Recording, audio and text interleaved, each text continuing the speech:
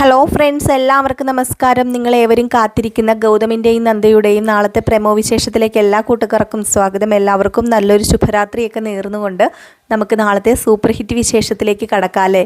അങ്ങനെ ഏതായാലും കാറും കോളും ഒക്കെ ഒതുങ്ങിയിട്ടുണ്ട്. നമ്മുടെ പിങ്കി ഒരു തരത്തിൽ അടങ്ങി നിൽക്കുകയാണ്. അതും ഗൗതം കൊടുത്ത വാക്ക് അതിൻ്റെ പുറത്താണ് അടങ്ങി നിൽക്കുന്നത്.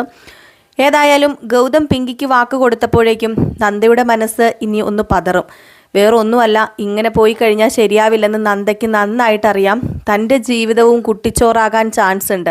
തൻ്റെ ജീവിതവും ഈ ഒരു പ്രശ്നം കൊണ്ട് പിങ്കി കാരണം തന്നെ തൻ്റെ ജീവിതവും ഏതായാലും കുട്ടിച്ചോറാകും ഈ കണക്കിന് പോകുകയാണെങ്കിൽ.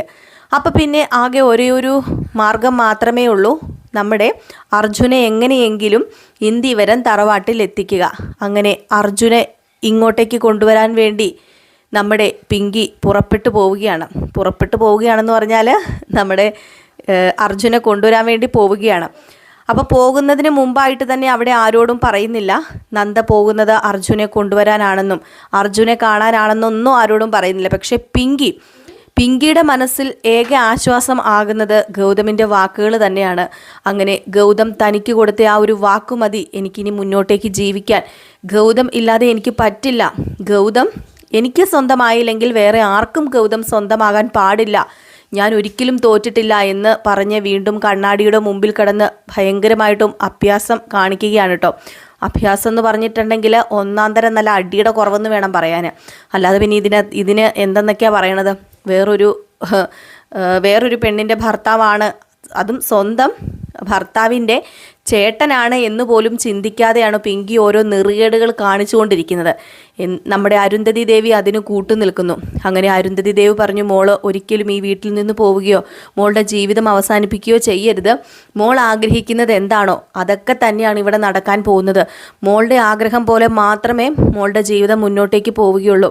അത് ഈ വല്യമ്മയാണ് വാക്ക് തരുന്നത്. പിന്നെ ഈ വീടിൻ്റെ വിളക്ക് എന്ന് പറയുന്നത് എൻ്റെ മരുമകളായ നീ തന്നെയാണ്. എൻ്റെ മരുമകൾ എന്നുദ്ദേശിച്ചത് അങ്ങനെയാണല്ലോ നമ്മുടെ അരുന്ധതിയും പറയുന്നത്. അപ്പം ഈ വീട്ടിൻ്റെ മരുമകൾ എന്ന നിലയിൽ ഈ വീട്ടിലെ നിലവിളക്ക് നീയാണ്. നീ പോയി കഴിഞ്ഞിട്ടുണ്ടെങ്കിൽ ഞങ്ങളുടെ കുടുംബത്തിൻ്റെ പ്രകാശം മൊത്തം നശിച്ചു പോകും. നിന്നെ ഞാൻ ആഗ്രഹിച്ചാണ് എൻ്റെ ഗൗതം മോന് വേണ്ടി ആലോചിച്ചത്. പക്ഷേ എൻ്റെ ഗൗതം മോന് ആ ഒരു സമയത്ത് എന്തോ ദൈവത്തിൻ്റെ എന്തെങ്കിലും ഇതായിരിക്കാം, ജാതകദോഷം എന്നൊക്കെ പറഞ്ഞ് ആ ഒരു വിവാഹം നടക്കാതെ വന്നപ്പോൾ എൻ്റെ അർജുന് വേണ്ടി നിന്നെ ഞാൻ ആലോചിച്ച് ഈ വീട്ടിലേക്ക് കൊണ്ടുവന്നത് വേറൊന്നും കൊണ്ടുമല്ല. നിന്നെ ഒരിക്കലും എനിക്ക് കൈവിടാൻ പറ്റില്ലായിരുന്നു. നിന്നെ കണ്ട ഒറ്റ നോട്ടത്തിൽ തന്നെ ഈ അമ്മായിക്ക് നിന്നെ ബോധിച്ചു.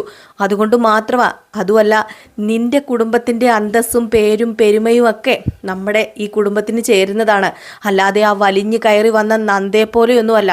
അതുകൊണ്ട് മോൾ ആഗ്രഹിക്കുന്നത് ഈ വല്യമ്മ തരും എന്ന് നമ്മുടെ അരുന്ധതി പറഞ്ഞു കൊടുക്കുകയാണ്. എന്താ പറയുക, ശരിക്കും പറഞ്ഞു കഴിഞ്ഞിട്ടുണ്ടെങ്കിൽ ഗൗതമിനെ അങ്ങോട്ട് തരാം എന്ന് തന്നെയാണ് നമ്മുടെ അരുന്ധതി പറയുന്നത്. ഗൗതമിനെ എടുത്തോളൂ എന്ന് തന്നെയാണ് പറയുന്നത്. എന്തൊരു അമ്മായിയാണല്ലേ. ഇവിടെ എന്താ പറയുക, ഒരു പെണ്ണിൻ്റെ ജീവിതം നശിപ്പിച്ച് മറ്റൊരു പെണ്ണിന് വേണ്ടി, അതും സ്വന്തം കുടുംബത്തിൽ ഇങ്ങനെയൊക്കെ നടക്കുക എന്ന് പറയുമ്പോഴത്തേക്കും ഒരിക്കലും ആർക്കും ഉൾക്കൊള്ളാൻ കഴിയുന്ന കാര്യമല്ല. കഥയിൽ ചോദ്യമില്ല. അതുകൊണ്ട് നമ്മൾ കാണുന്നു, ആസ്വദിക്കുന്നു, അത്രമാത്രമേ ഉള്ളൂ. ഏതായാലും അങ്ങനെ പിങ്കിക്ക് ഏക ആശ്വാസമായി അരുന്ധതി തന്നെയായിട്ട് മാറുകയാണ്. അതിനിടയിൽ കുറച്ച് എരിവും അതും ഇതുമൊക്കെ കയറ്റി കൊടുക്കാൻ പവിത്രയും ചെല്ലുന്നുണ്ട്. അങ്ങനെ നമ്മുടെ ഗൗതവും നന്ദയും കൂടെ ഒരു തീരുമാനത്തിൽ എത്തിപ്പെടുന്നു. അത് വേറൊന്നുമല്ല, എത്രയും പെട്ടെന്ന് തന്നെ നമുക്ക് അർജുനെ ഇവിടെ എത്തിക്കണം. അപ്പം മുൻകൈ എടുക്കുന്നത് നന്ദ തന്നെയാണ്. അപ്പം നന്ദയ്ക്കൊരു ചെറിയ വിഷമം കാണുമോ എന്നൊക്കെ ഓർത്തിട്ടാണ് ഗൗതം നന്ദയോട് ചോദിച്ചത്, കാര്യങ്ങളൊക്കെ ചോദിക്കുന്നത്. വേറൊന്നുമല്ല ഗൗതം ചോദിക്കുന്നത്, നീ ഒരിക്കലും വേറെ ഒന്നും തെറ്റിദ്ധരിക്കരുത്. കാരണം എനിക്കപ്പോൾ ആ ഒരു വാക്ക് കൊടുത്തേ പറ്റുള്ളായിരുന്നു നന്ദ എന്നിങ്ങനെ പറഞ്ഞു. അപ്പോഴത്തേക്കും നന്ദയ്ക്ക് മനസ്സിലായി. നന്ദ പറഞ്ഞു, എനിക്കറിയാം ഗൗതം സാറിൻ്റെ മനസ്സെനിക്ക് നന്നായിട്ടറിയാം. ഏതായാലും നമുക്ക് രണ്ടുപേർക്കും കൂടെ ചേർന്ന് പിങ്കിനെ ഇങ്ങനെ വിട്ടാൽ ശരിയാവില്ല. ഇത് അവളുടെ ജീവിത പ്രശ്നവും കൂടെയാണ്. അപ്പം എങ്ങനെയെങ്കിലും അർജുനെ തിരിച്ചു കൊണ്ടുവരണം എന്ന് രണ്ടുപേരും കൂടെ പ്ലാൻ ചെയ്യുകയാണ് കേട്ടോ, നമ്മുടെ ഗൗതമും അതുപോലെ തന്നെ നന്ദയും കൂടെ ചേർന്ന്. അപ്പം മറ്റാർക്കും അറിയത്തില്ല എങ്ങോട്ടാണ് നമ്മുടെ നന്ദ പോകുന്നതെന്ന്. അതിനാണ് അടുത്ത പ്രശ്നം. നന്ദ ഇങ്ങനെ എവിടെയെങ്കിലുമൊക്കെ പോകുമ്പോഴേക്കും ചുമ്മാ ഓരോ പ്രശ്നം ഉണ്ടാക്കുന്നുണ്ടല്ലോ. അവൾ എങ്ങോട്ടോ വലിഞ്ഞു കയറി പോവുകയാണ്. ആരോടും ചോദിക്കാതെയും പറയാതെയാണ് പോകുന്നത് എന്ന രീതിയിലാണ് മറ്റുള്ളവരെല്ലാം കാണുന്നത്. കാരണം തന്നെയും കൂടെയാണല്ലോ പോകുന്നത്. അപ്പോൾ അങ്ങനെ പറയത്തുള്ളൂ. പിങ്കി അതിനും ഓരോന്ന് കണ്ടുപിടിച്ച് കുറ്റങ്ങൾ കണ്ടുപിടിച്ച് നമ്മുടെ നന്ദേനെ കുറ്റപ്പെടുത്തുന്നു, അപമാനിക്കുന്നു. ആ വക കാര്യങ്ങളൊക്കെയാണ്. അതുപോലെ തന്നെ ഗൗതമിനോട് പറയുന്നു, ഇങ്ങനെ ഇവളെ കയറഴിച്ച് വിട്ട് കഴിഞ്ഞാൽ ശരിയാവില്ല, ഗൗതമിനെ ഇവളെ ഉപേക്ഷിച്ചൂടെ എന്നൊക്കെ ചോദിക്കുകയാണ്. ഏതായാലും ഗൗതമിനറിയാം നമ്മുടെ നന്ദ എവിടെയാണ് പോകുന്നതെന്ന് കേട്ടോ.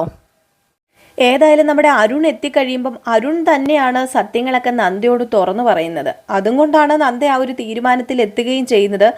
അപ്പം ആ ഒരു ആദ്യ രാത്രി തന്നെ അങ്ങനെയൊക്കെ ചെയ്യണമെങ്കിൽ നമ്മുടെ അർജുൻ എന്തൊക്കെയോ അറിഞ്ഞിട്ടുണ്ട് എന്ന് നന്നായിട്ട് നമ്മുടെ നന്ദയ്ക്ക് അറിയാം. അതുകൊണ്ട് തന്നെയാണ് ഗൗതമിനോട് പറയുന്നത്, എന്തൊക്കെയോ അറിഞ്ഞിട്ടുണ്ട് അർജുൻ, അതുകൊണ്ട് തന്നെയാണ് ആ ഒരു ആദ്യ രാത്രി തന്നെ ഇവിടെ നിന്ന് ഇറങ്ങിപ്പോകാൻ കാരണം. അപ്പോൾ അതുകൊണ്ട് ഞാനാണ് ഏറ്റവും നല്ലത് പോകുന്നത് ആദ്യം നമ്മുടെ ഗൗതം എതിർക്കുന്നൊക്കെ ഉണ്ട് കേട്ടോ. അപ്പോൾ അതുകൊണ്ട് തന്നെ ഞാനാണ് പോയി എല്ലാം വിശദീകരിച്ച് പറയാൻ പറ്റിയൊരു ആൾ ഞാൻ തന്നെയാണ്. ഏതായാലും ഞാൻ ചെന്ന് പറയുന്ന അത്ര ഒരിക്കലും വേറെ ആരും ചെന്ന് പറയുന്നത് പോലെ വരില്ല. അതും എനിക്ക് അർജുന് വാക്ക് കൊടുക്കണം. അർജുൻ ഇവിടെ വരുമ്പോൾ പിങ്കിയെ പൂർണ്ണമായിട്ടും അർജുന് നൽകുമെന്നും അതും പൂർണ്ണമായും ഒരു ഭാര്യയുടെ എല്ലാ ഉത്തരവാദിത്വവും നമ്മുടെ പിങ്കി ചെയ്യുമെന്നും വാക്ക് കൊടുക്കണം.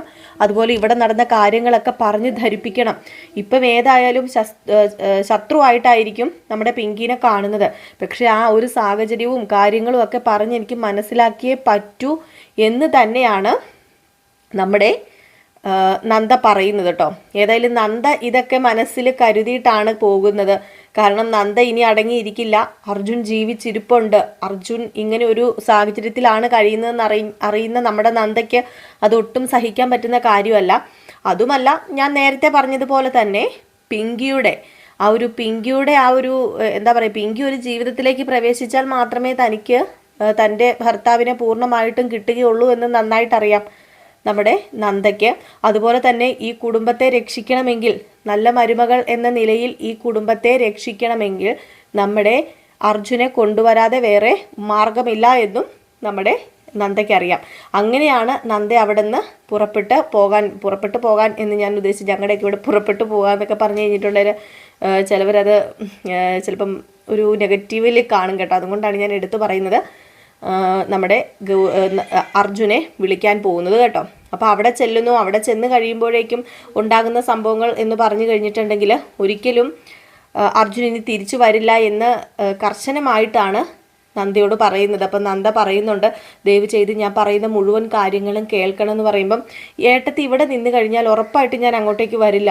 ഇന്ന് രാത്രി ഏടത്തി ഇവിടെ തന്നെ നിന്നാൽ ഉറപ്പായിട്ട് ഞാൻ വരില്ല. ഏടത്തി ഇവിടുന്ന് പോകണം. ഞാൻ എന്താണെന്ന് വെച്ചാൽ തീരുമാനിച്ചോളാം എന്നിങ്ങനെ പറയുക. ഏതായാലും നമ്മുടെ നന്ദയുടെ ഈ വാക്കുകൾ ഏറ്റവും അധികം വിശ്വസനീയം തന്നെയാണ് അർജുന്. അപ്പോൾ അതുകൊണ്ട് തന്നെ അർജുൻ ഓർക്കുന്നത്, ഇപ്പം വന്നില്ല എങ്കിൽ എൻ്റെ ഏട്ടൻ്റെ ജീവിതവും അവതാളത്തിലാകും, എൻ്റെ ഏട്ടൻ്റെ ജീവിതവും പോകും. അപ്പോൾ അതുകൊണ്ട് എങ്ങനെയെങ്കിലും ഇവിടെ നിന്ന് പോകണം എന്ന ആ ഒരു രീതിയിൽ തന്നെ ആട്ടോ ചെല്ലുന്നത്. ഏതായാലും ചെന്ന് കഴിയുമ്പോൾ ഉണ്ടാകുന്ന കാര്യങ്ങളൊന്നും ഞാൻ വിശദമായിട്ട് പറയുന്നില്ല. ഏതായാലും നാളെ നമ്മുടെ നന്ദയുടെ തീരുമാനം തന്നെയാണ് പ്രധാനപ്പെട്ടത്. നന്ദ പോകാൻ തീരുമാനിക്കുന്നു. അത് തന്നെയാണ് നമ്മൾ നാളെ കാണുന്ന പ്രധാന ഹൈലൈറ്റ് എന്ന് പറയുന്നത് കേട്ടോ. അപ്പോൾ എല്ലാവരും കാത്തിരിക്കുക. അടിപൊളി വിശേഷങ്ങൾ തന്നെയാണ് വരാനിരിക്കുന്നത്. നമുക്ക് അർജുൻ വരുന്നത് വരെ വെയിറ്റ് ചെയ്തിരിക്കാം. അർജുൻ വന്നു കഴിയുമ്പോഴേക്കും വൺ ട്വിസ്റ്റുകൾ തന്നെയാണ് നടക്കാൻ പോകുന്നത്. അപ്പോൾ എല്ലാവർക്കും വീണ്ടും നല്ലൊരു ശുഭരാത്രിയൊക്കെ നേർന്നുകൊണ്ട് നിർത്തുന്നു. നെക്സ്റ്റ് ഒരു അടിപൊളി വീഡിയോ ആയിട്ട് കാണുന്നത് വരെ എല്ലാവർക്കും ടാറ്റാ ബൈ ബൈ.